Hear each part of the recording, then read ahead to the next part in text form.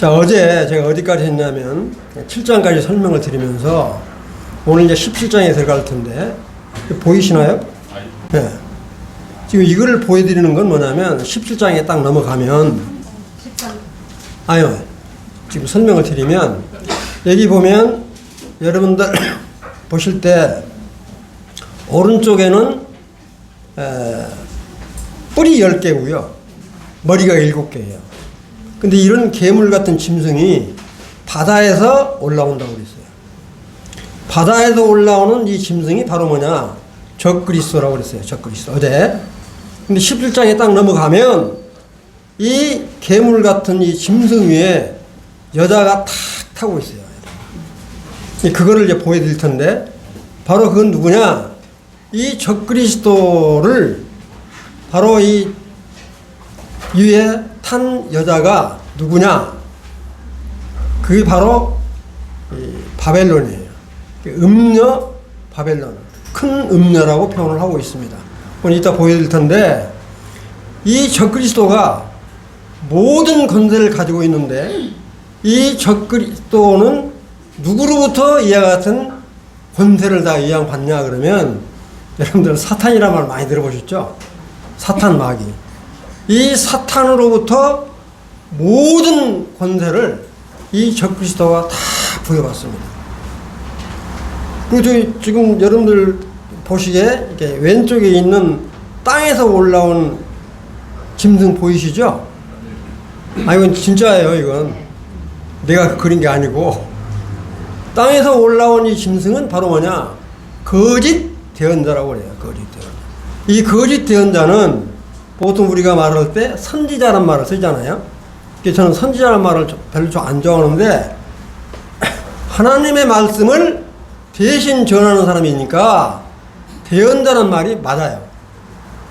선지자는 그냥 자기가 알아서 하는 거니까 선지자라고 하는 표현보다는 저는 대언자라는 말을 쓰는데 이 거짓 대언자가 누구의 권세를 받냐? 여기에 있는 적그리스도의 권세를 위양받아요. 이 거짓 대언자가. 적그리스도. 우리 적그리스도로부터 권세를 위임받아가지고 아주 이 거짓 대언자가 아주 죽치고 장구치고 다 한다고요. 그래서 우리 보통 그리스도인들은 삼위일체 그러면 하나님 아버지, 아들 하나님, 성령 하나님이라고 그러죠. 그러시잖아요. 삼위일체 그러면. 근데 이 사탄도 삼위일체가 있어요. 사탄도. 그러니까 이 사탄은 모방의 천재라고 보시면 돼요. 정말 그리스도가 하는 거를 그대로 모방해요. 모방의 천재예요. 그래서 이 삼위일체가 누구냐면 사탄, 그 다음에 뭐냐면 적그리스도, 그 다음에 거짓 대언자. 이 셋이 똘똘 뭉쳐가지고 일을 꾸미는 거예요. 여기까지 이해되시죠? 여기 이제 요거 이 모양을 보시고 17장으로 바로 넘어갈게요.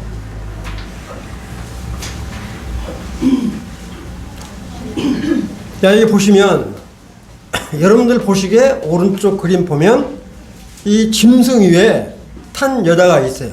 보이시죠? 바로 이 여자가 뭐냐? 큰 음녀 바벨론이라고 그래요. 바벨론.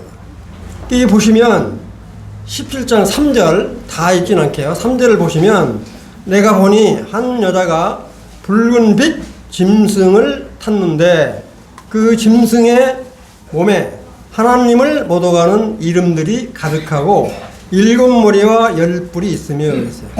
이 7머리 10뿔은 요 밑에다가 내가 적어놨어요. 요 밑에다가 요 밑에 보면 7머리 여러분들 잘 아시는 옛날 왕국 때 이집트, 바벨론, 그 다음에 이 메데 페르시아, 시리아, 이런 로마, 이런 데를 지금 이야기하는 거고, 멸망한 5나라라는 말이 나오는데, 이거는 이제 지금 그만 말씀드린 대로 밑에서 써놨으니까 참고를 하시고요. 이렇게 지금 이 음녀가, 이 적그리스도 위에 탄 음녀가 아주 이 막강한 권세를 가지고 좌지우지한다고. 이 여자가 바로 뭐냐면 아까 말한 거짓 대언자 있죠. 거짓 대언자하고 아주 좀 세상 말로 이렇게 짝짝꿍해서 아주 놀아난다고요. 그래서 아주 이 세상을 어지럽히고 그런 족속들이요. 바로 이 큰 음녀가 누구냐? 그건 나도 말씀드릴게요. 이 실제 있어요. 이 음녀가. 지금도 놀아나고 있다고. 이런 말하면 또 기절을 할 사람도 있을지 모르겠는데 하여튼 지금 그러고 있다 이거예요. 자, 여기 보시면 지금 이제 여기 이제 17장 8절을 한번 보시면 이것도 참고로 말씀을 드리는 거예요. 17장 8절을 보시면 내가 본 짐승은 전에 있었다가 지금은 없으나 내가 본 짐승은 전에 있었다가 짐승은 적그리스도라고 그랬죠? 짐승은 적그리스도라고요? 적그리스도는 그전에는 있었다가 뭐라고 그래요? 지금은 없으나 장차 무저갱으로부터 밑바닥 없는 구덩이로부터 올라와 멸망으로 들어갈 자니 이것은 멸망을 당할 자다 이거야. 적그리스도가 땅에 사는 자들로서 창세 이후로 이름이 생명책에 기록되지 못한 자들이 이전에 있었다가 그전에 있었다 그 말이에요. 있었다가 지금은 없으나 장차 나올 짐승을 보고 놀랍게 여기리라. 그러면 전에 있었다가 지금은 없으나 장차 올 자라고 했는데 과연 누구냐? 이제 분별들이 다 다른데 우선 요건 제가 요한복음 17장 12절을 한번 찾아보세요. 요한복음 17장 12절을 찾아가시고 한번 누가 크게 한번 읽어주세요. 요한복음 17장 12절. 또 한 분은 데살로니가 후서 2장 3절을 찾으셔가지고 먼저 요한복음 17장 12절 찾으신 분 읽고 난 다음에 데살로니가 후서 2장 3절을 크게 읽어주시면 고맙겠습니다. 내가 그들과 함께 있을 때에 내게 주신 아버지의 이름으로 그들을 보전하고 지키었나이다. 그 중에 하나도 멸망하지 않고 다만 멸망의 자식뿐이오니 이는 성경을 응하게 함이니이다. 예, 여기 멸망할 자식이라고 나오죠. 지금 이 요한복음 17장은 우리 주님이 잡히시기 전에 한들이 기도하는 거예요. 주님한테 한들이 주님한테 기도하면서 지금은 12제자를 보호해달라고 기도하는 거거든요. 근데 한 사람이 있다고 그랬죠. 거기 멸망할 자라고 그랬잖아요. 데살로니가 후서 2장 3절을 찾으신 분 한번 읽어주세요.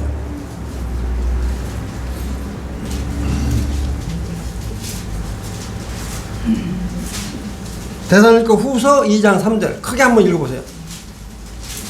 누가 아무렇게 하여도 너희가 미혹하지 말라. 먼저 배도하는 일이 있고 저 불법의 사람 곧 멸망의 아들이 나타나기 전에는 이르지 아니하리니. 자, 여기 멸망의 아들이라고 그러면 누군 것 같아요? 여러분도 생각하시게. 멸망의 아들이라고 그러면 누군 것 같아요? 12제자 중에서. 네, 가룟 유다. 그래서 이렇게 분별을 해요. 이 지금 말씀이 지금 17장 8절에 나와 있는 이 말씀, 전에 있었다가 지금은 없으나 장차 무저갱으로부터 올라와 이 사람이 누구냐? 가룟 유다를 이렇게로 분별을 하는 사람이 무지하게 많습니다. 그리고 적그리스도가 어디서 나오냐? 지금 우리 보통 적그리스도 그러면은 이게 다른 데서 나올 것 같죠? 여러 가지 설이 있어요. 이슬람권에서 나온다. 우리 이스라엘 지파 중에 누군가 나온다. 여러 가지 설이 있는데 저는 이 성경을 근거로 해서 꼭 그렇다라고 말하는 건 아니지만 가룟 유다가 정말 이 마지막 때 가룟 유다와 같은 사람이 이 적그리스도로 등장할 가능성이 많다. 이 성경 근거가 그러니까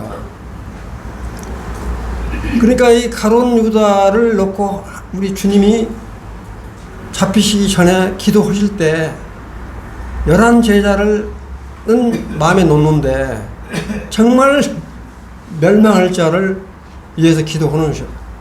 그래서 끝까지 그 배반하고 돌아갔죠. 그래서 여기를 참고로 말씀을 드리는 거니까 그는 가룟 유다가 이와 같은 역할을 하는 거구나. 그것만 이렇게 이해를 하시고 넘어가면 좋을 것 같아요. 하여튼 이 짐승의 역할을 한다고요. 어떻게 이제 나올지는 모르지만 하여튼 지금도 어제도 말씀을 드렸지만 이스라엘 12지파 중에서 정말 우리는 지금 12지파를 어떻게 고른지는 모르지만 하나님은 아신다고요. 그래서 어제도 말씀드렸지만 이 12지파 중에서 인침을 받는데 천사가 어떻게 골라서 믿는 사람들에게 인친지는 아무도 모르는데 한신 인친다고 그랬으니까. 근데 하나님은 정확하게 고르신다는 거야. 그게 하나님의 권능이죠. 그래서 여기서 지금 말씀을 이렇게 하고요. 그 다음에 17장 9절을 보면 지혜 있는 뜻이 여기 있으니 그 7머리는 여자가 앉은 7산이요 그랬어요. 7산. 이 7산. 그럼 7산이 어디를 말하는 거냐? 7산. 요 옆에 여러분들 보면 왼쪽에 보면 지도가 하나 있죠.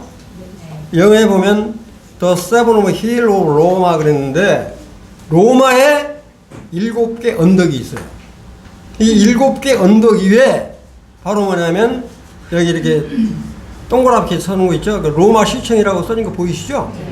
7 언덕. 그래서 이 7산 위에 세워진 나라가 어디냐? 로마예요, 로마. 지금 현재 로마 교황청 있는 거 아시죠? 바티칸 왕국. 거기는 하나의 왕국이에요. 바로 이 로마 카톨릭. 그래서 바로 이 음녀 적그리스도가 위에 탄 여자가 누구 역할이냐 하면 바로 카톨릭을 이렇게 생각한다고. 그 다음에 또 보여드릴 텐데 그 역할을 보여드릴 테니까 참고로 하시고요. 내가 보던 10뿔은 10왕이니 아직 나라를 얻지 못하였으나 다만 짐승과 더불어 임금처럼 한동안 권세를 받으리라. 지금 10뿔 10왕 그러면 옛날에는 EU 10개의 국가를 말하지 않나 이렇게 이제 생각했는데 지금 EU 국가가 27개 넘어버렸으니까 지금 그건 아닌데 하여튼 이 큰 권세를 갖는 열왕이 하여튼 EU 쪽에서 나올 거로 그렇게 생각을 해요. 근데 18절에 보면 내가 본 그 여자는 땅의 왕들을 다스리는 큰 성이라 하더라. 이 큰 성이 바로 음녀 바벨론. 바로 음녀 바벨론, 저 바벨론 왕이 아니라 바로 카톨릭 로마 교황을 의미한다. 이렇게 보시면 돼요. 여기를 이제 참고로 말씀을 드리면 바로 이 로마 교황이 얼마나 사악한 일들을 하고 있는가. 혹시 천주교 갔다 오신 분 있는지 모르겠는데 천주교를 비방하려고 하는 게 아니라 성경에 나와 있으니까 말씀을 드리는 거예요. 여기 보시면 WEA라고 여러분들 많이 들어보셨죠? WEA 많이 들어보셨을 거예요. WCC 이건 꼭 알으셔야 돼. 내가 한 말이 아니고 이 WEA는 뭐냐면 세계 복음주의 연맹이에요. 처음에 창설할 때는 1846년이면 지금부터 뭐 100년이 훨씬 넘잖아요. 처음에는 복음주의로 이렇게 시작을 했는데 지금은 뭐냐 아주 교회 종교 통합이라고 그러죠. 그런데 앞장서고 있다고. 특히 이 앞장서는 사람이 누구냐? 로마 교황이에요. 로마 교황의 손을 안 뻗치려고 하는 정치 지도자가 없죠. 로마 교황 오면 옆에 서려고 지금 난리잖아요. 이렇게. 특히 종교다원주의. 그러니까 모든 종교는 하나로 통일돼야 한다. 그래서 적그리스도는 바로 종교 통합이 안 되면 전 세계를 지배할 수가 없어요. 하여튼 종교 통합이 돼야 되기 때문에 그 일을 누가 하냐?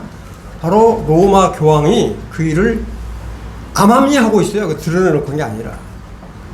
로마 교황이 어느 나라 방문해갖고 제일 먼저 하는 일이 뭐예요? 비행기 트랩에서 딱 내려갖고 제일 먼저 하는 게 땅에다 키스잖아요. 얼마나 사악해요, 그게. 그 다음에 WCC가 있어요. WCC는 1948년도에 했는데, 이건 뭐냐면 세계교회 협의회, 말이 그래요. WCC. 아주 여러분들 많이 들었을 거예요. WCC. 이런 거 꼭 알으셔야 돼. 이 WCC는 바로 이 WEA에 있는 연맹국들이 또 빠져나와가지고 WCC를 이렇게 세웠어요. 개신교 교회들의 하나의 연합체인데, 여기는 뭐냐면 아주 사회 정의를 부르짖고요. 그 다음에 평화를 부르짖고, 그 다음에 이게 개발, 이런 것 주창하면, 이 전쟁보다 평화라고 그러면 다 좋아하시죠? 평화 싫어하는 사람 없잖아요. 근데 평화를 부르짖는 사람 치고 아주 얍삽한 사람들이에요. 이 평화는 우리 주님이 통치 전에는 절대 일어날 수 없다, 이렇게 보시면 돼요. 주님이 오실 때까지는 뭐 평화를 유지한다고 그러는데 천만의 말씀 안 돼. 사람으로는 안 된다. 그런 거를 부르짖는 사람들이에요. 그 다음에 이제 순수 복음을 주장을 하고 이렇게 시작을 했다가, 심지어 이 사람들은 신사도 운동까지 벌린 사람이에요. 신사도 운동. 요새 그런 사람이 많아요. 내가 사도다. 지금 사도라고 만약에 주장하는 사람이 있으면 그건 정말로 거짓말이에요. 지금은 사도는 없어요. 왜 없냐?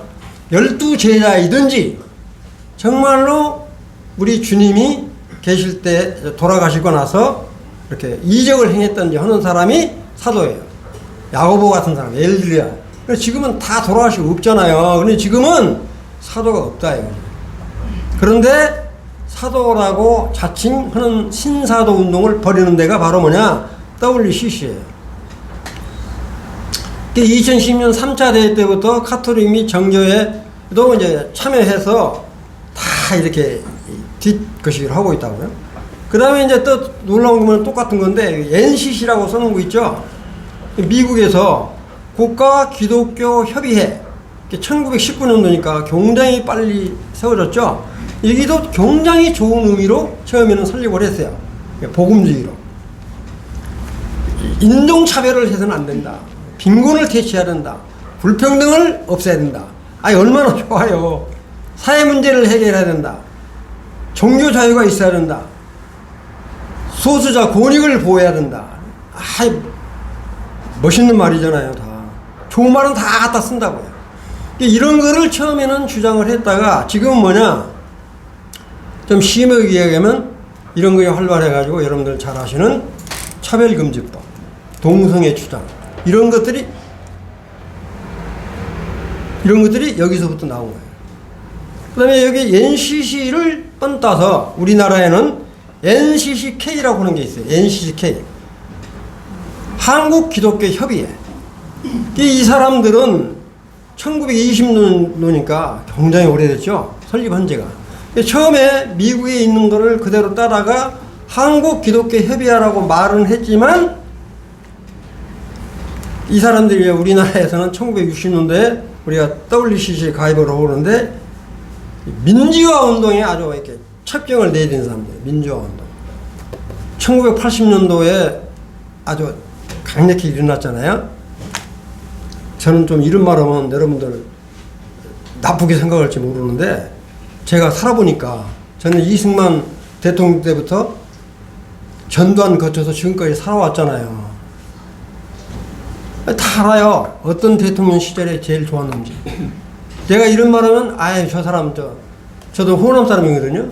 호남 사람이 하여튼, 우리 누구 이야기하면 아주 싫어하는데, 저는 그런 거 상관 안 씁니다. 나쁜 건 나쁜 거고, 좋은 건 좋은 거지. 전두환 대통령 시절 때 제일로 좋았던 것 같아, 살기가. 왜 좋았냐? 하여튼, 이분, 벼 신고 그러잖아요. 곡식. 정말 잘 됐어요. 그때, 이 전두환 정권 시절 때, 이렇게 그냥 가뭄이 들어가지고 못 살았다, 이런 때가 없었어요. 물가 안정 아주 잘 됐어요. 이 물가 비싸가지고 뭐 못 산다 이런 말이 없었다고요. 근데 이제 그게 아내가 좀 이상해가지고 그렇게 안 좋게 됐지만 제가 말씀드리려고 하는 건 뭐냐, 이 민주화 운동이 아주 좋은 의미인데 민주화 운동을 제일로 이렇게 앞선 데가 어디예요? 민주화 운동 제일로 앞선 데 우리나라 천주교의 정의구현 사제단 다 들어보셨죠? 정의구현 사제단이 민주화 운동의 첩경을 벌였어요. 지금도 동성애 제일로 많이 주장하는 사람들이라고. 아주 사악한 집단이 바로 정의구현 사제단이에요. 천주교 신부들이 거기에 가입돼가지고 아주 못된 짓은 다 하고 있어요. 뒷구멍에서. 그걸 우리들이 알아야 돼요. 모양은 거창한데 실제 내막은 아주. 그 다음에 NCK 중에서는 이게 반공을 주장하라고. 아니 우리가 북한하고 어떻게 지내야 돼요? 북한은 적성국가예요. 그 나라하고는 우리가 이렇게 하나가 될 수가 없어요. 왜 그러냐? 하나님을 안 믿거든요. 김일성, 김정일이, 지금 김정은. 여기는 하나님을 부인하는데요. 하나님. 근데 우리 대한민국은 어때요? 아니 하나님을 믿잖아요. 우리는 하나님을 믿는 사람하고 하나님을 안 믿는 나라하고 어떻게 통합이 되냐고요. 말이 그렇지. 절대 통합될 수 없어요. 아니 말은 거창하죠. 통일해야 한다고. 통일이 싫다는 이야기가 아니라 우리는 예수 그리스도를 믿는 나라이기 때문에 북한에서 우리나라를 제일로 이렇게 어렵게 보는 사람들이 누구냐? 우리처럼 예수 그리스도를 신실하게 믿는 이 교회를 제일로 미워해요. 그래서 뭐냐? 요 말 나온 김에 말씀을 드리면 어떻게 하면 이 나라를 적성국가로 만들기 위해서 가정을 파괴할 것인가? 그래서 동성애를 주장하는 거예요. 이게 바로 누구냐면 이런 사람들이 그래요. 북한에 지령을 받고 가정을 파괴해라, 교회를 파괴해라. 그래서 우리 교회는 그렇지 않은데 교회에 적색 분자가 얼마나 많이 들어있는지 아세요? 아니 목사들이 동성애를 성도들 보는 데서는 반대하는 것처럼 하면 돼. 뒷구멍으로는 찬성을 한다고요. 그런 세상이 지금 살아있어요. 그러니까 이 대형교회 치고 정말로 신실하게 믿는 사람도 있지만 그렇진 못한 목사가 엄청스럽게 많다. 내가 누구누구 목사라고 이러면 안 될게요. 그러니까 그런 걸 잘 분배를 하셔야 돼요. NCGK가 그래요. 국가보안법 폐지. 우리나라가 예를 들어서 북한하고 대치해서 예수 그리스도를 부인하는 이런 데는 우리가 보안법을 잘 지켜야 돼. 그래야 우리가 예수 그리스도를 우리가 구주로 섬길 수 있거든요.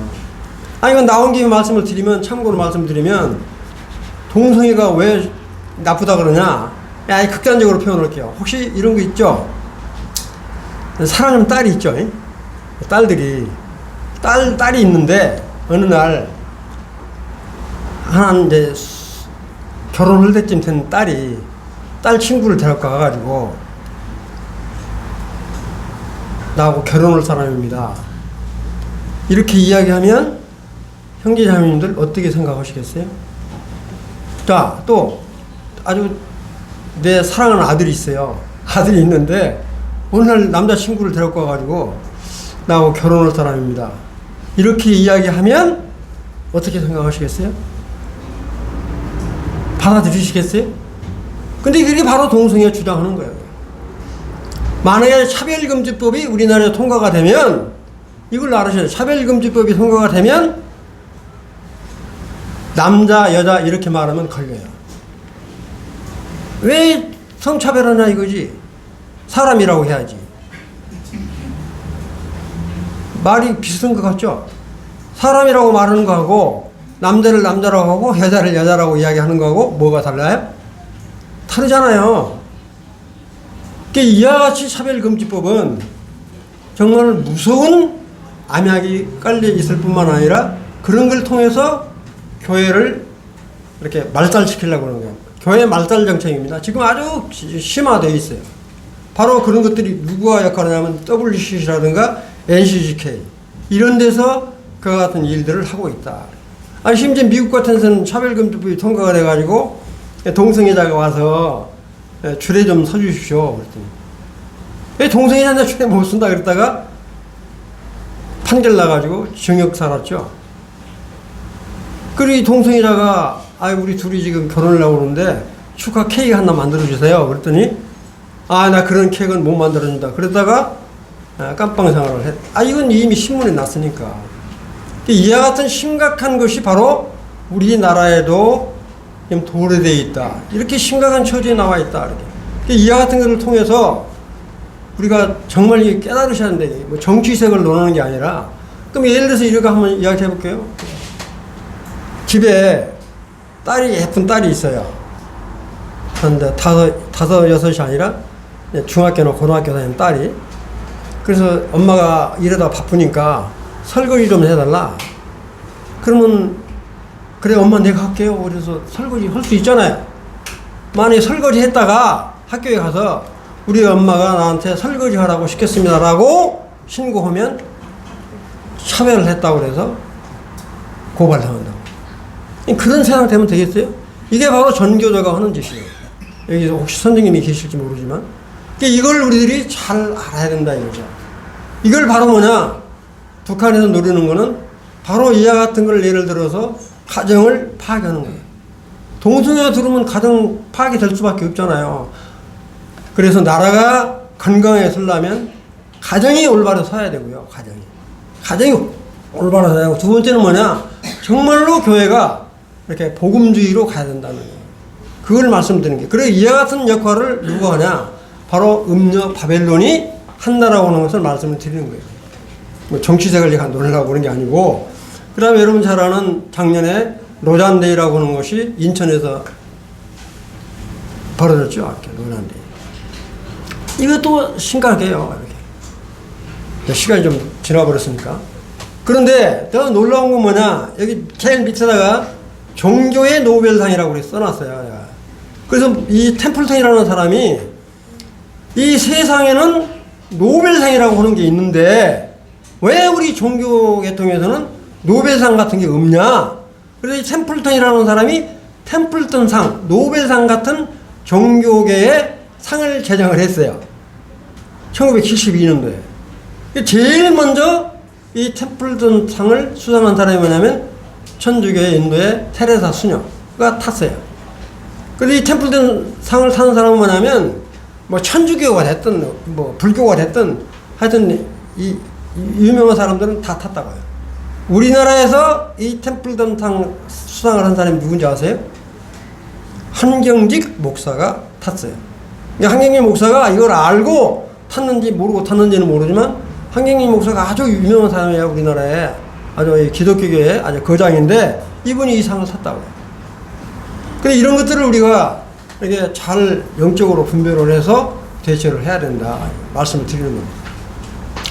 그래서 제가 이걸 말씀드리는 건 뭐냐면 이 음녀 바벨론이 이와 같은 역할을 하고 있다는 거예요. 그거를 말씀드리려고 그런 거예요. 자, 아까도 말씀드렸지만 이 사탄의 삼일체는 요 우게 나와 있는 게 있죠. 이 우게 나와 있는 거. 이 머리가 지금 하나, 둘, 셋, 넷, 다섯, 여섯, 일곱 개가 됐네. 용머리, 용. 이 용은 뱀이나 용은 바로 사탄을 의미한다. 그래서 사탄. 그 다음에 아까 말씀드린 이 바다에서 올라온 짐승, 이 적그리스도. 그 다음에 뭐냐면 거짓 대원. 땅에서 올라온 거짓 대원. 이 세 개가 합쳐서 바로 뭐냐면 사탄의 삼위일체라고 이렇게 표현을 하고 있어요. 그래서 어제 제가 좀 건너뛰었는데 바로 이 계시록 12장에 보면 이렇게 그 여자 나오고 아이 나오고 그랬잖아요. 여자는 이스라엘을 상징을 하고 아이는 메시아를 이야기한다 이렇게 했는데 바로 공중에서 미가엘 천사하고 이 사탄하고 싸움을 벌리다가 이 사탄이 쫓겨 나와가지고 땅으로 떨어져요. 이 사탄이 땅에 떨어져 나와가지고 이스라엘을 멸절시키려고 이 뱀이 홍수를 일으켜서 싹 죽이려고 하다가 땅에서 싹 흡수시켜가지고 이스라엘을 구원시키는 이와 같은 역할을 하게 되는데, 어제 설명드렸지만 다시 한번 말씀드립니다. 그와 같은 역할을 한다. 그 다음에 이제 그래서 이 17장은, 여기 이제 한 군데 더 말씀드리면, 이 17장은 바로 이제 뭐냐, 여기다는 이것만 해놨는데, 중요한 게 뭐냐면, 제가 17장을 한 두 군데만 제가 다 볼게요. 여러분들이 17장 13절에 보면, 아까 설명을 드렸던 거예요. 17장 보면, 한 뜻을 가지고 자기 능력과 권세를 짐승에게 주더라. 이 짐승한테 이 사탄이 다 권사를 이렇게 이양을 한 게 지금 나와 있으니까 참고로 하시고요. 그 다음에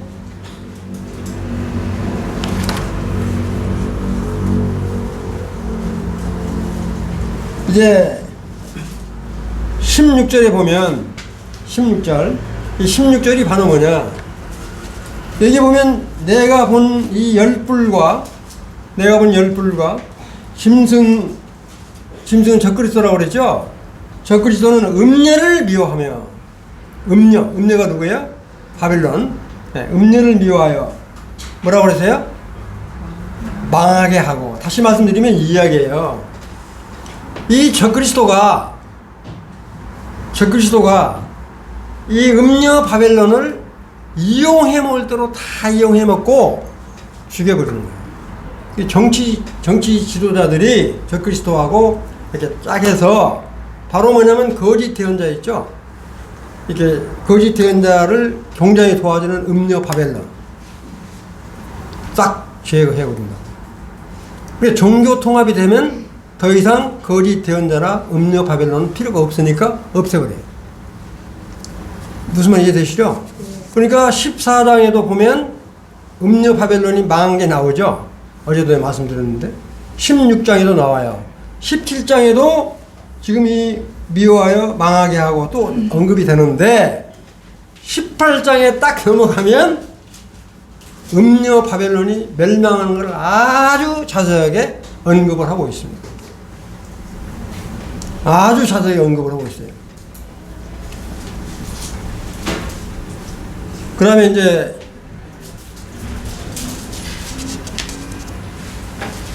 18절에 보면 18절, 내가 본 그 여자는 땅의 왕들을 다스리는 큰 성이라.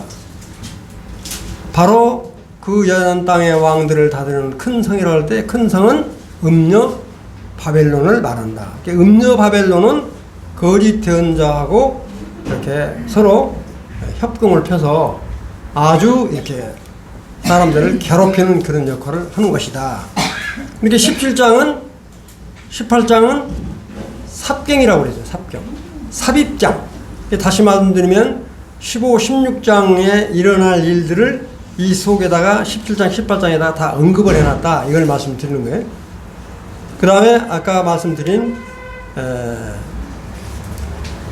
여자가 앉은 7 산이요 하는 거는, 여자는 뭐냐? 음녀, 바벨론. 이 로마 시는 7 언덕 위에 세워진 것이 바로 지금 현재 로마다. 그래 로마 교황은 시청이 지금 이 언덕 위에 세워져 있는 실질적인 사실이니까 참고로 하시면 됩니다. 그래서 여기 아까 말씀드린 로마의 7 언덕이라고 하는 책이 별도로 나와 있어요. 참고로 말씀을 드리는 겁니다.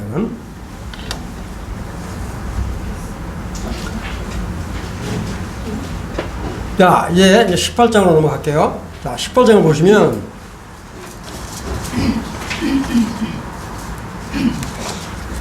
18장을 보면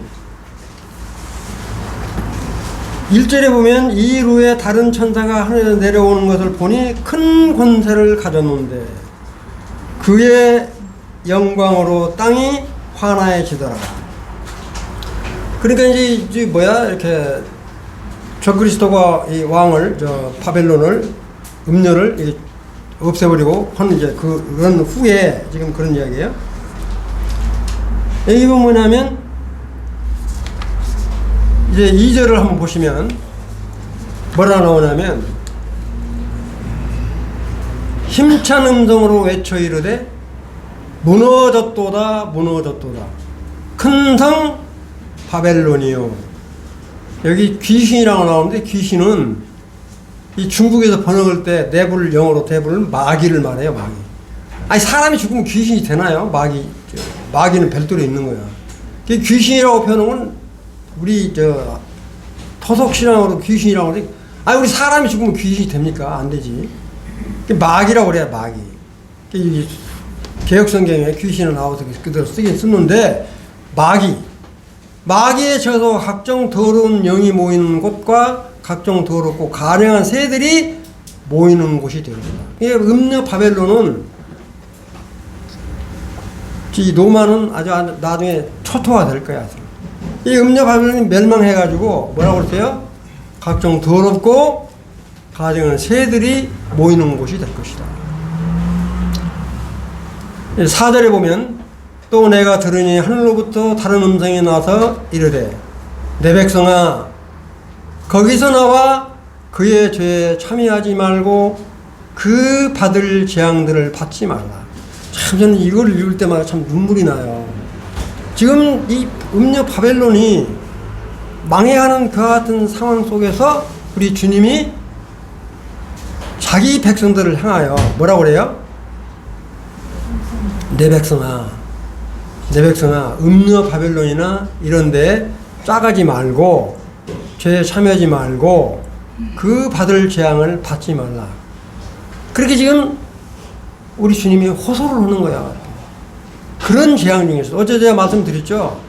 정말 그 어려운 중에서 7년 환란 때 14만 4천 명이 복음을 전하고 그것도 부족해서 두 증인을 내려보내셔 복음을 전하고 그것도 부족해서 천사를 통해서 복음을 전하고 이해되시죠? 네. 천사를 통해서 그렇게 복음을 전하고 또 마지막 판은 바벨론이 다 망해가는 그런 처지에 우리 주님이 정말 자기 백성들을 향해 믿지 않는 백성들을 향해서 그곳에서 나오라 지금 그렇게 외치고 있는 거예요. 그러니까 우리 주님은 정말로 잔인한 분이 아니라 정말로 자기가 택한 백성을 얼마나 긍휼히 여기셨는지를 우리가 이런 걸 통해서 알으셔야 돼요. 너무너무 이렇게 안타까우니까 그 다음에 이제 18장 9절에 보면 그와 함께 음행하고 사치하던 땅의 왕들이 그가 불타는 연기를 보고 위하여 울고 가슴을 치며 지금 돈이 제일 많은 데가 어딘지 아세요? 미국일 것 같아요? 돈 제일 많은 데는 교황청이에요. 온갖 돈 다 긁어 모아서 교황에다 바치잖아요. 그러니까 교황에 하여튼 참 이런 표현하면 좀 죄송한데 하여튼 사실이 그러니까 거기에 이게 로마 교황 그런데 손대서 음녀 바벨론 손대서 모든 사치품 돈 이런 것들 다 줄대서 하거든요. 그런데 로마가 망해버리니까 어때요? 거기서 줄댔던 사람들이 먹고 살 게 잃잖아요. 그런 것들이 이 18장 2절부터 시작해서 끝절까지 쫙 기록이 되어 있어요. 그러면서 뭐라고 하냐면 9절을 아까 읽었던 부분인데 땅의 왕들이 그 불타는 연기를 보고 위하여 울고 가슴을 치며 그랬어요. 왕들도 교황하고 손잡고 한가닥을 하고 다 했다가 왕창 망하니까 어떻게 돼요? 줄이 더 떨어지잖아요. 그러니까 우는 거야. 근데 그런 사람들은 우냐? 뭐 예를 들어서 장사하시는 분들, 금폐물, 세공업자 이런 사람들도 이 자기 상권이 다 몰락하니까 아주 슬피 우는 장면이 18장에 쫙 언급이 되어 있어요. 그래서 뭐라고 그래요? 21절 한번 읽어보면 이에 한 힘센 천사가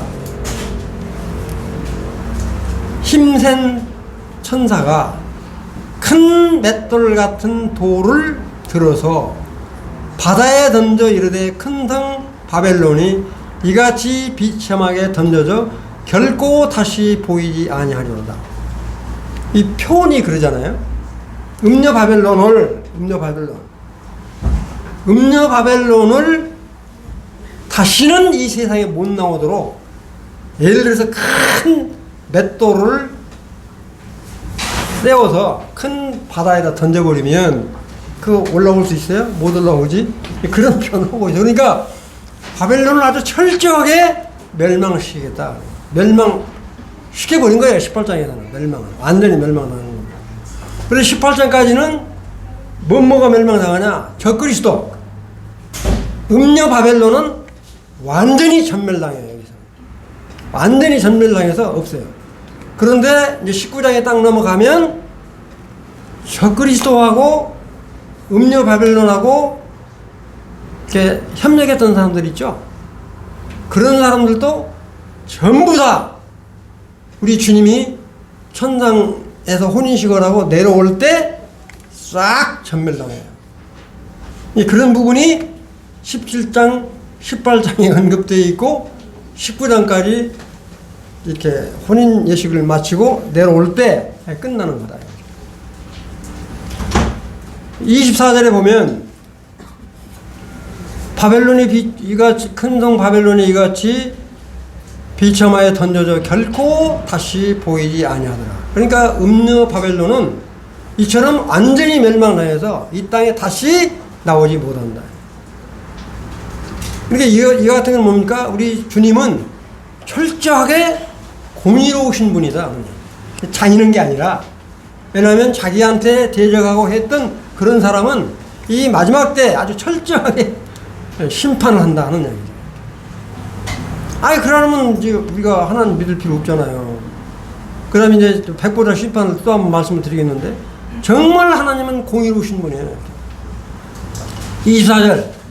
선지자들과 대언자들과 성도들과 및 땅에서 죽임을 당한 모든 자의 피가 이 성 중에서 보였느니라 하더라. 이런 환난 중에 구원받은 성도들, 이 사람들은 반드시 부활되거나 휴거된다. 그런 거를 지금 말씀을 하고 있어요. 자, 그 다음에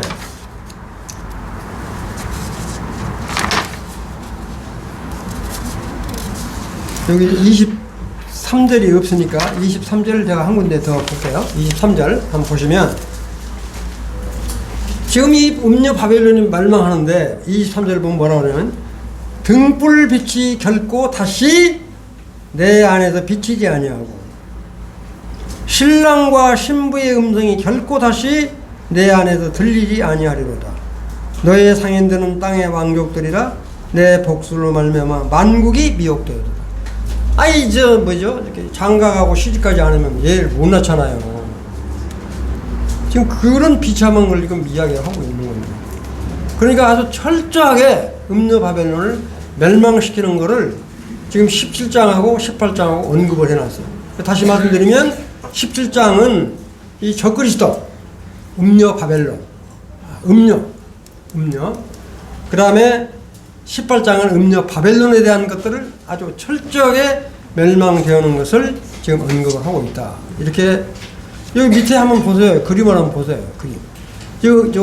제가 이것도 이제 인터넷에서 확인을 한 건데, 이 바벨론이 지금 불타고 엉망진창이 된 모습 보이시죠? 아마 이보다 더울지 모르겠어요. 제가 챗GPT AI한테 물어봤어요. 바벨론을 멸망하는 거 이렇게 멸망하는데 그거 한번 좀 그려달라 했더니 이렇게 그려주더라고.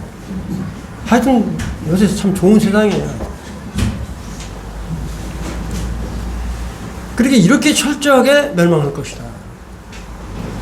어떤 분들은 챗GPT라든가 퍼플렉시티 같은 거 이런 것들 응용하면 영성이 떨어진 것처럼 이렇게 생각하고 있는데 절대 그런 거 상관없어요.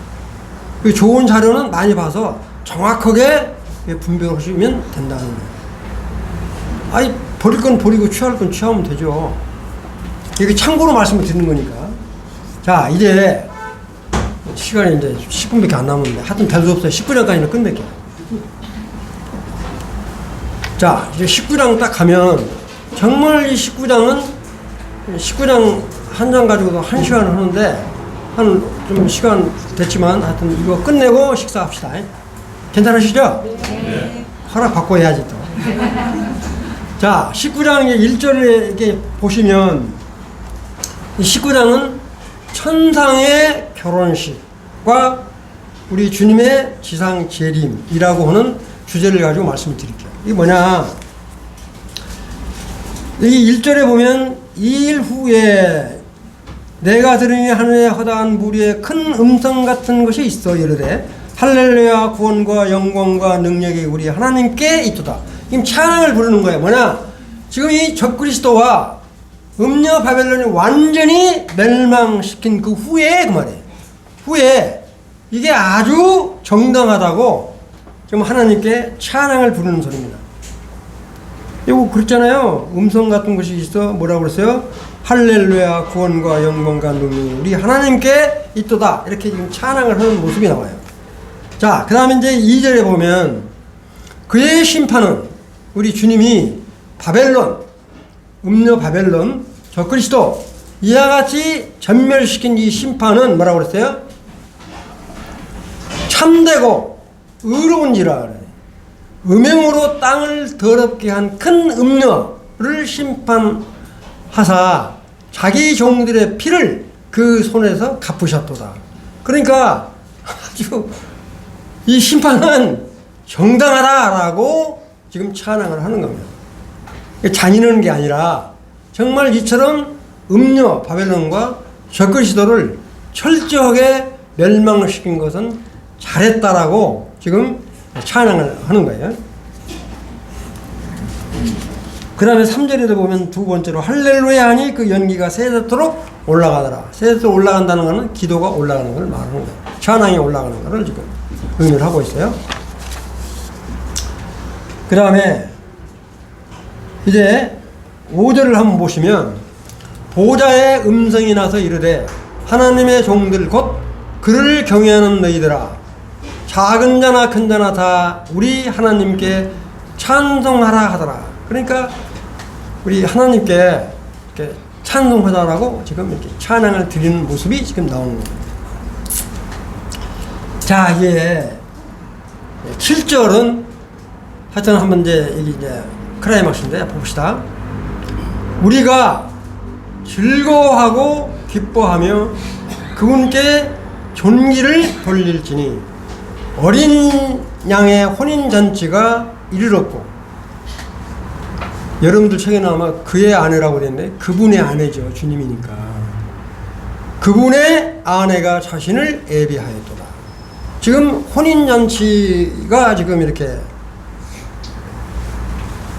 저 천상에다 벌어지고 있어요. 그러니까 참고로 말씀드리면 이 지상에서는 7년 환란이 벌어지는데 우리가 공중 들림 올라가서 7년 동안에 결혼식이 벌어지는데 그 결혼식이 어느 시점부터 어떻게 되는지는 아무도 모르지만 하여튼 결혼식이 맞춰지면 우리 주님이 백마를 타고 우리 믿는 그리스도인들은 주님과 함께 이 땅에 내려오도록 돼 있어야 돼. 유대인들은 결혼식을 일주일간 해요. 야곱도 일주일간 했죠? 유대인 풍속이 그러니까. 그게 뭐라고 이야기했냐면 어린 양의 잔치가 이르렀고 그분의 아내가 자신을 예비하였다. 이렇게 표현을 하고 그 다음에 이제 8절에 보면 8절 여기서는 없지만 8절을 이제 이렇게 보세요. 그에게 빛나고 깨끗한 새 마포옷을 입도록 허락하셨습니다. 새 마포는 뭡니까? 우리 주 예수 그리스도를 믿은 아주 신실한 성도들을 말하는 거죠. 입도록 허락하신 이 새 마포옷은 성도들의 뭐라고 그랬어요? 옳은 행실이로다. 환난 전 성도들을 얘기하는 거예요. 여기는 그 다음에 이제 뭐라고 그랬어요? 이제 19장 9절에 보시면 천사가 내게 말하기를 기록하라. 어린 양의 혼인잔치에 청함을 받은 자들은 복이 있도다. 청함을 받은 자들은 복이 있도다 하고 또 내게 말하되 이것은 하나님의 참되신 말씀이라 하기로 그랬어요. 여기 보시면 여기 보면 잔치에 청함을 받은 자라고 그러죠. 이렇게. 잔치에 청함을 받은 자가 예수 그리스도를 믿고 구원받은 자들을 초청하는 것으로 생각이 되나요? 여기에 있는 청함받은 사람은 누구라고 생각이 되시나요? 신부라고 생각이 되시나요? 아니면 들러리라고 생각이 되시나요? 청함받았다는 이야기는 결혼식에 초청하는 대상은 들러리 손님이지. 아니 신부가 초청을 받습니까? 신부는 결혼식 하는 사람인데. 그러니까 여기서 청함을 받은 사람은 구약의 성도들. 구약.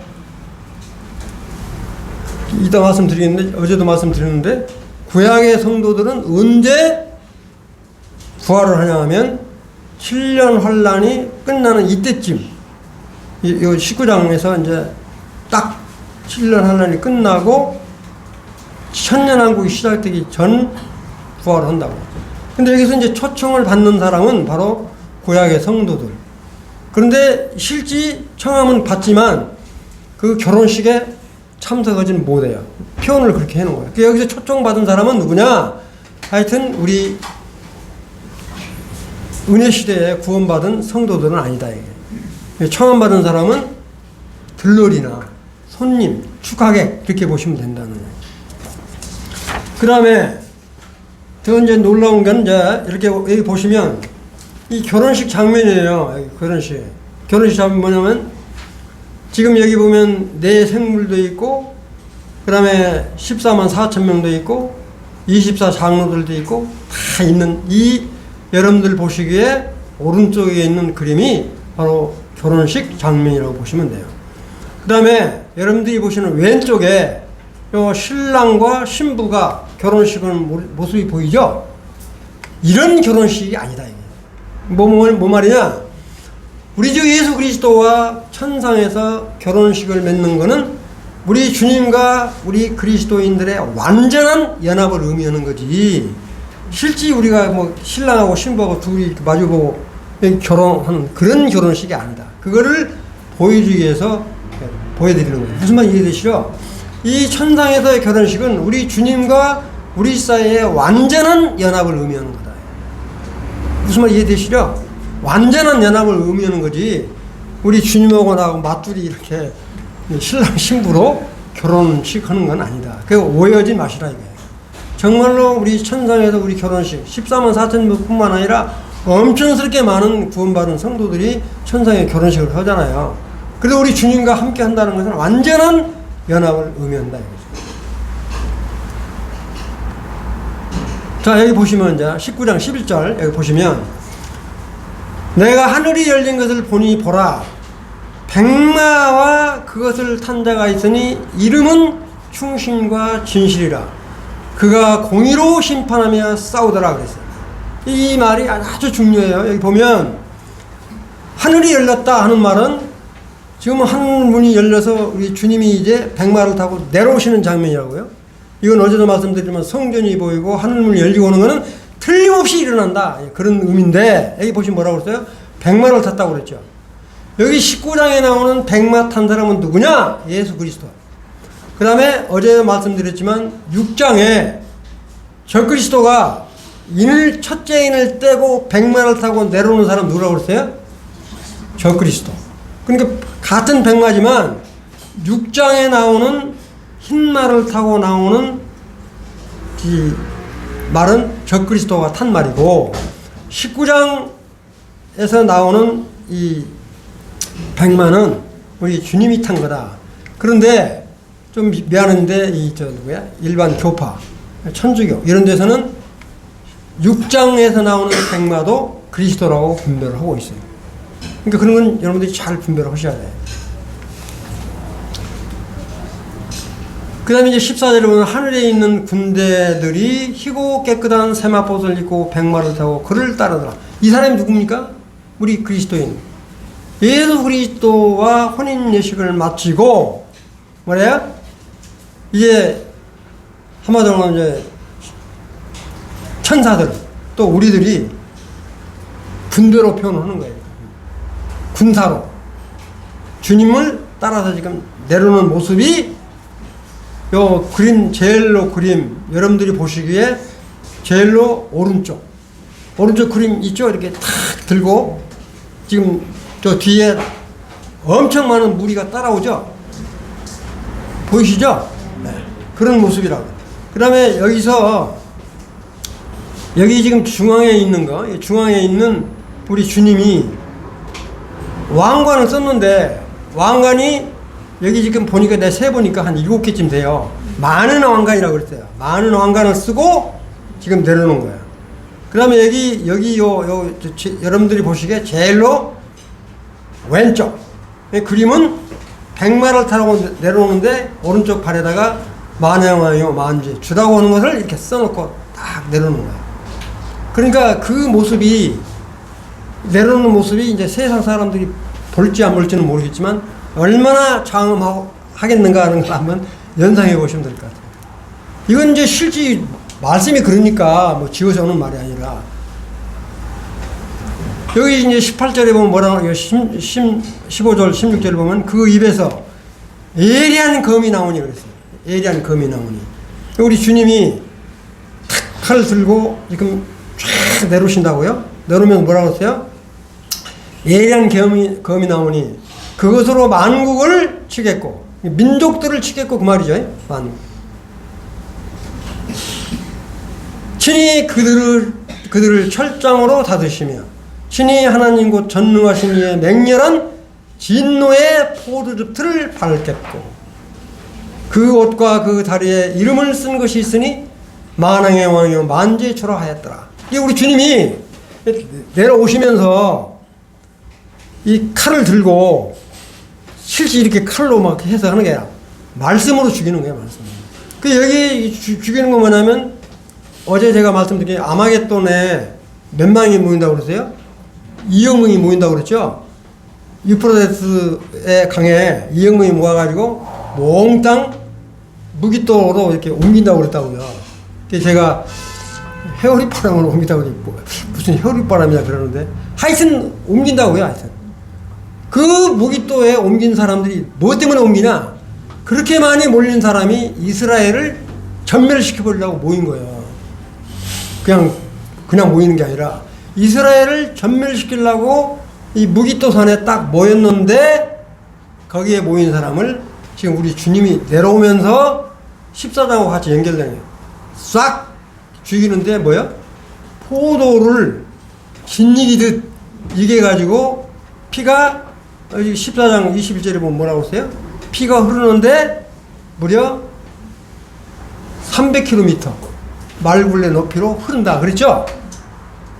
이게 19장에서 끝나는 거예요. 19장에는 모든 전쟁이 다 마감해 끝맺음하는 거예요. 아마겟돈 전쟁도 9장에서 시작이 됐다가 16장 했다가 전부 진멸당하는 거는 19장 우리 주님이 지금 싹 내려오면서 싹 없애는 거예요.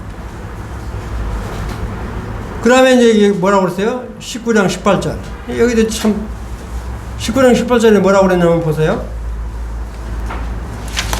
자,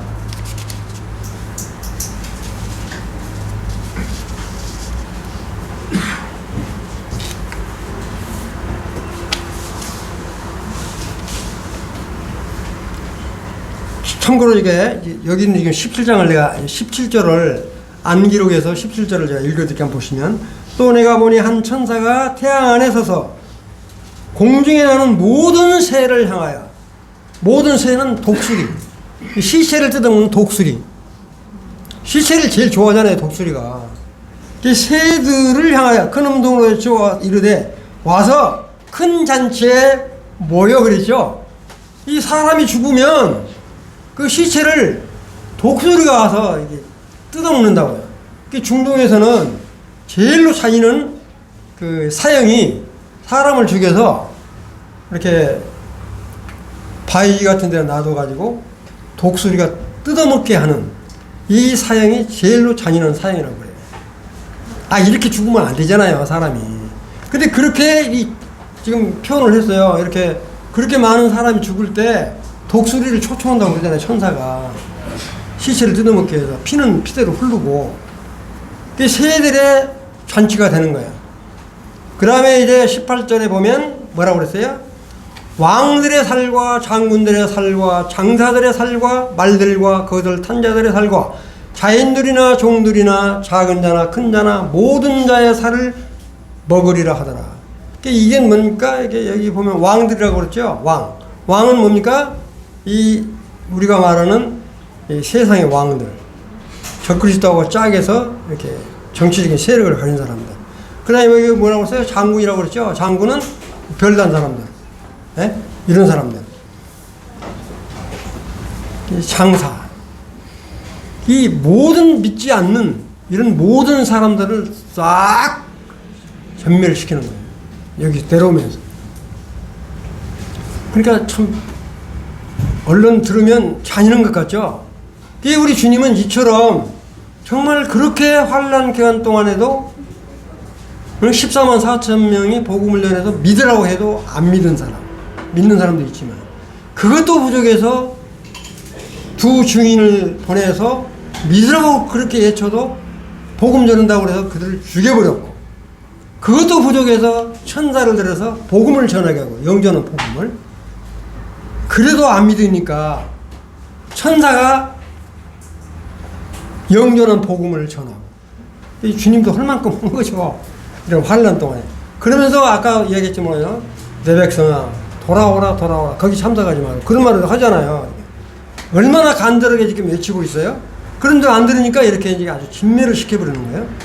여기 20절에 보면요, 짐승이 잡히고 그 앞에 표적을 향하는 거짓 선지자도 함께 잡혔습니다.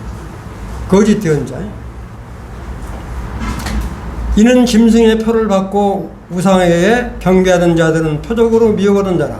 이 둘이 산채로 유황 불못 호수에 던져지고. 그러니까 이 19장에는 아까도 말씀드렸지만 17장, 18장에 음녀 바벨론, 적그리스도 죽었지만 지금 거짓 대언자는 지금 여기 와서 다시 한번 또 완전히 멸망당하는 걸 지금 의미를 하고 있다. 그리고 뭐라고 그러세요? 유황 불분, 여러분들 책에는 아마 못이라고 되어 있는데 불호수라고 보시면 돼요. 불호수.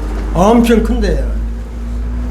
그 다음에 21절, 그 나머지 말탄 자의 입으로부터 나오는 검의 죽음에 모든 새가 그들의 살로 배불리더라. 그러니까 엄청 많은 사람이 죽으니까 그거를 독수리 떼, 까마귀 떼들이 와서 배불리 먹는다, 그 이야기라고. 이렇게 해서 우리 주님이 내려오는데, 이 19장에는 뭐라고 그랬어요? 이렇게 21절까지 해서 딱 끝 맞추고요, 20장으로 딱 넘어가면 이제 천년왕국이 생겨요. 무슨 말 이해되시죠? 여기는 지금 제가 말씀드린 거는 하여튼 독수리밥이 됐다, 우리 주님이 지금 내려온다라고만 되어 있지 어디에 어떻게 나온다라고는 말이 안 돼 있는데, 그 부분까지를 설명을 드리면 우리 주님이 이렇게 싹 내려온다고요. 내려오는데 바로 요걸 이제 아까 설명했으니까 넘어가 되겠죠? 여기 내려오시면서 하여튼 이 포를 밟아서 하여튼 피가 나오는 거니까, 이건 어제 말씀드린 14장 20절에서 300km 말굴레 높이로 나오는 걸 설명을 드렸으니까 이건 그냥 넘어갈게요. 이것도 이제 아까 이제 말씀드리면, 이제 그림을 하면 요 결혼식이 이렇게 이제 이루어지고요. 결혼식이.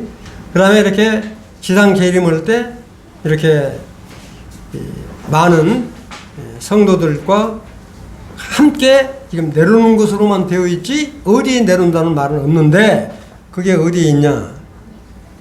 바로 여기 스가랴 14장 4절을 한번 얼른 펴보세요. 아무리 바빠도 얼른 쳐다보시라고. 우리 주님이 이 스가랴 14장 4절 3절 4절을 빨리 찾은 사람 한번 읽어보세요.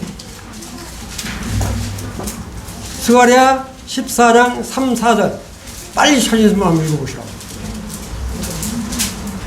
그때에 여호와께서 나가사 그 이방 나라들을 치시되 이 왕의 전쟁 날에 싸울 것 같이 하시리라. 그날에 그 발이 예루살렘 앞 곧 동쪽 갈람산에 서실 것이요, 갈람산은 그 한가운데가 동서로 갈라져 매우 큰 골짜기가 되어서 산 절반은 북으로 절반은 남으로 옮기고. 예, 지금 이거예요. 그러니까 우리 주님이 내려오시면서 어디로 내려오냐면 갈람산, 올리브산. 올리브란 말이 맞아요. 갓난나무하고 올리브는 같은 말이 아닌데 번역을 할 때 그렇게 번역했는데 올리브산 동쪽에 딱 내려오시는데 여기 지금 여기 뭡니까? 동서로 갈라지고 남북으로 갈라지면 얼마나 큰 골짜기가 생기겠어요? 우리 주님이 지금 이렇게 밟는 장면이에요. 이렇게 우리 주님이 이 땅에 오시는 모습을 스가랴 14장 3, 4절에 언급이 되어 있으니까 참고로 하시고요. 그 다음에 이제 계시록 19장 14절에서 16절은 또 내려오는 모습이 지금 언급되어 있어요. 이렇게 지금 땅이 갈라지는 모습. 갈람산, 올리브산 오른쪽에 내려 발들이면서 갈라지는 이런 부분이 지금 언급이 되어 있고요. 그 다음에 이제 중요한 건 이거야. 어제도 말씀드렸지만 이렇게 내려오시면서 하시는 일이 있어요. 우리 주님이. 천년왕국에 들어가는 백성이 있어야 될 거 아니에요. 어제도 제가 말씀드렸지만 7년 환란 때에 구원받은 사람이 천년왕국에 들어간다고 그랬죠. 그렇게 하기 위해서는 반드시 민족 심판이 있어야 돼요. 뭐냐 여러분들, 근데 이제 마태복음 24장 31절 시간이 없으니까 그냥 이건 건너뛸게요. 그가 31절에 보면 이제 천년왕국 7년 환란이 끝나고 우리 주님이 큰 나팔 소리와 함께 자기 천사들을 보내려니 그들이 그의 선택받은 자들을 하늘 이 끝에서 저 끝까지 사방에서 함께 모으는 거예요. 자기 민족들을. 그래서 스가랴 14장 3절 4절 읽었고 그 다음에 25장 32절 33절에 보면 모든 민족들을 자기 앞에 모으고 목자가 염소들로부터 자기 양들을 갈라내듯 그들을 일일이 분리하여 양들은 자기 오른편에 두되 염소는 왼편에 두리라. 그 다음에 여기 지금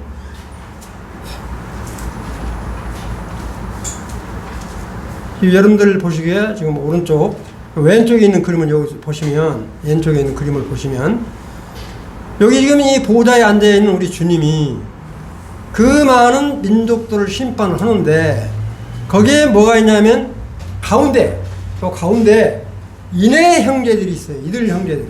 이들 형제들은 누구냐?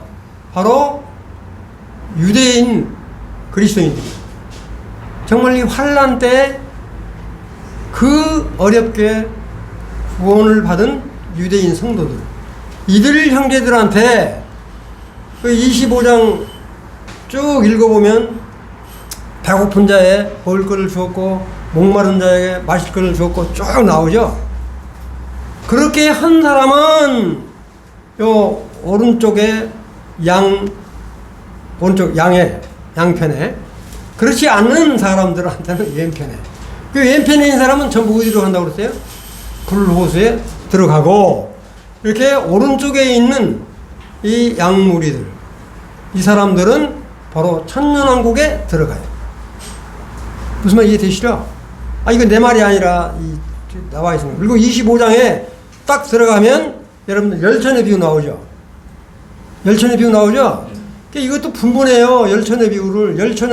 열처녀가 신부예요? 들러리예요? 열천의 비유 나오잖아요. 열처녀가 신부예요? 들러리예요?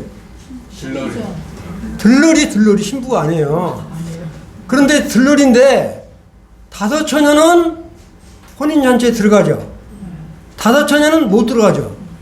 그래서 이렇게 이야기를 해요. 다섯 처녀는 아주 신실히 미는 사람이라 들어갔고, 그 다음에 이 열처녀 다섯 처녀는 믿기는 믿었는데 성령이 덜 충만해갖고 못 들어갔다. 이렇게 분별하는 사람이 엄청 많은데 아니올시다. 저는 그렇게 분별 않습니다. 이 다섯 처녀는 정말로 신실하게 믿었던 사람이고, 이 들어가지 못한 다섯 처녀는 불신자들이다. 이렇게 저는 분별을 해요. 그래야지 다섯 처녀도 믿음이 있는데 못 갔다 오면 부분 유고설이 된다고. 부분 유고설 믿으세요? 그리고 성령을 돈 주고 사요? 성령을 돈 주고 사냐고요. 이게 기름 떨리니까 가서 돈 주고 사라고 그러잖아요.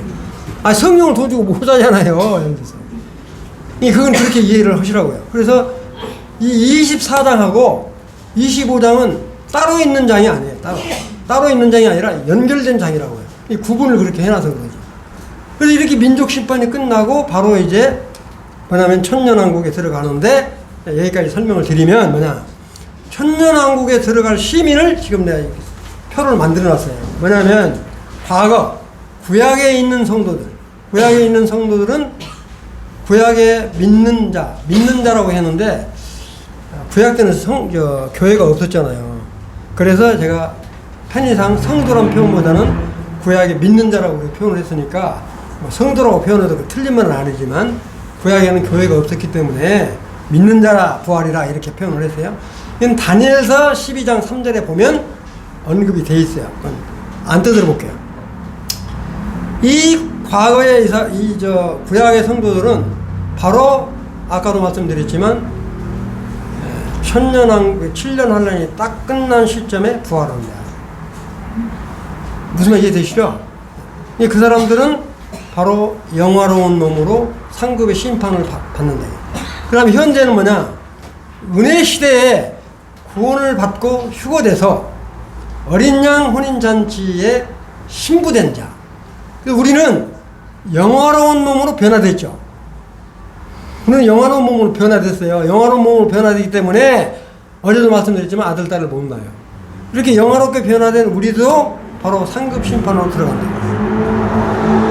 상급 심판은 아마 부활해서 우리 주님이 상급 심판에 따라서 할 텐데, 이 상급 심판의 기준은 뭐냐? 생명책과 행위의 책 두 개 있는데, 그거는 민족 심판할 때 다시 말씀드릴게요. 그 근거에서 주는데, 바로 이 상급 심판에는 어제도 말씀드렸지만 정말 환란 때 이긴 사람은 생명면류관, 그 다음에 우리 이제 장로들, 성도들을 잘 돌아보고 있다는 영광의 면류관, 전도를 잘 되니까 의의 면류관, 썩지않을 면류관, 자랑의 면류관, 뭐 많잖아요. 이렇게 면류관. 어제도 말씀드렸지만 이거는 우리가 달라고 주는 게 아니라 주님이 그 상급에 따라서 주시겠다라고 하는 보상이니까 거절하실 필요 없어. 주시면 받으시면 돼요. 아이고, 나는 헌성에서 못 받겠어. 그건, 그 다음에 미래는 뭐냐, 미래라고 생각하는 미래는 뭐냐면, 7년 환란을 통과한 사람이에요. 이해되시죠? 7년 환란을 통과한 사람 중에서 순교를 당한 사람 있죠? 순교 당한 사람. 7년 환란 때 엄청 많은 사람이 순교를 당해요. 순교 당한 사람. 그 다음에 천년왕국에 그대로 들어갈 사람은 뭐냐? 믿긴 믿었는데 하여튼 이리 피하고 저리 피해서 육체의 몸을 듣고 가는 사람이에요. 육신의 몸을 갖고 천년왕국에 들어갈 수 있다. 아까 내가 말했죠. 민족 심판이라고 했죠. 네? 민족 심판을 통과해서 여기 밑에다가 써놨는데, 우리 구약 성도나 우리 은혜 시대에 구원받은 사람은 영화로운 몸으로 들어가고, 무슨 말이 이해되시죠? 영화로운 몸은 아들, 딸을 못 낳아요. 그래, 육체의 몸을 갖고 가는 사람은 아들, 딸을 낳는다고요. 아들, 딸 낳는 게 좋아요? 대답을 안 하시는데. 하여튼 이제 그렇게 돼 있어요.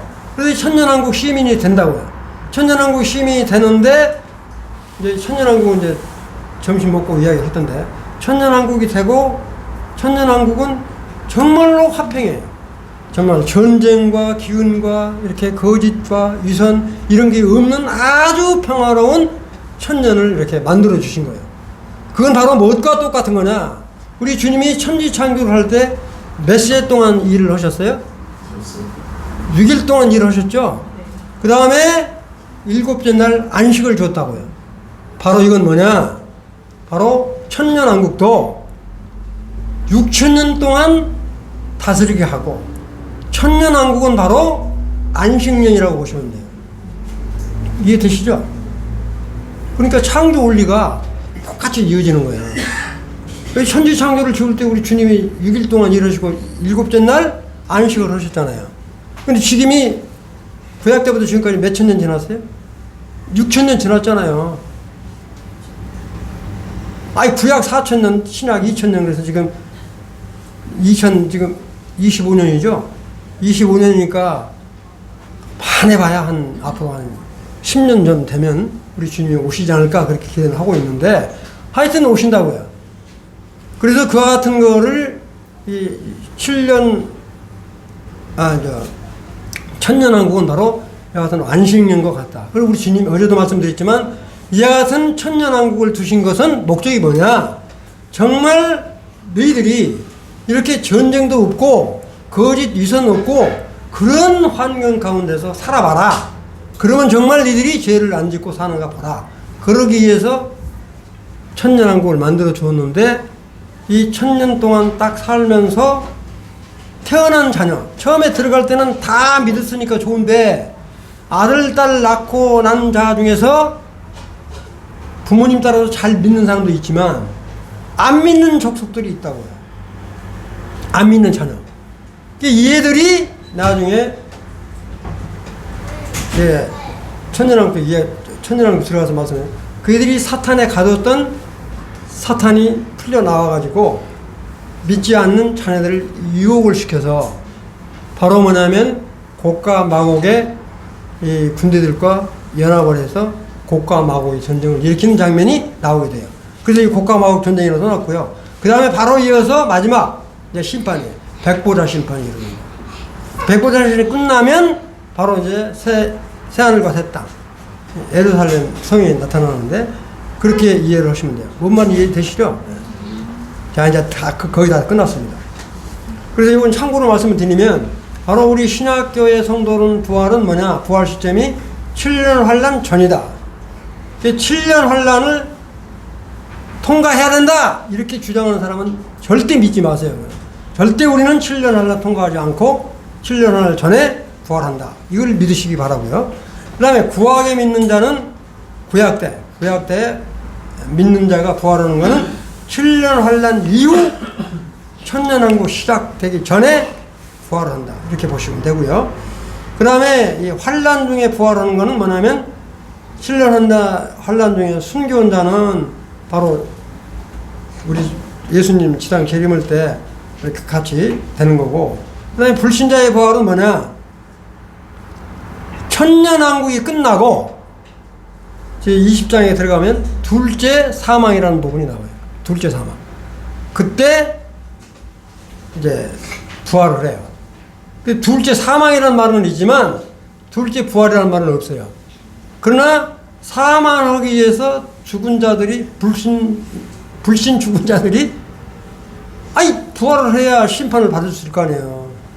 그래서 둘째 부활이라는 말은 없지만 둘째 사망이 이루어진다. 이걸 생각 보시면 되고요. 그 다음에 이건 이제 역할이 뭐냐? 우리 신약 성도는 어린 양의 신부, 그래서 결국에는 아내로 이렇게 역할을 하면서 왕노로 선다. 그러니까 우리 은혜 시대에 구원받은 성도는 정말로 축복받은 사람들인 거예요. 그 믿음을 잃지 않고 살으셔야 돼요. 그러면 구약의 의인들, 믿는 성도들, 혼인잔치의 손님이다, 들러리다 이렇게 보시면 돼요. 천년왕국이 참여자지 우리처럼 아내가 되는 건 아니다 이거죠. 무슨 말 이해되시죠? 그 다음에 환란 순교자, 순교의 상급은 아주 크죠. 우리가 똑같이 왕노릇한다. 그 다음에 신구약 불신자는 영원한 불로소에 들어간다.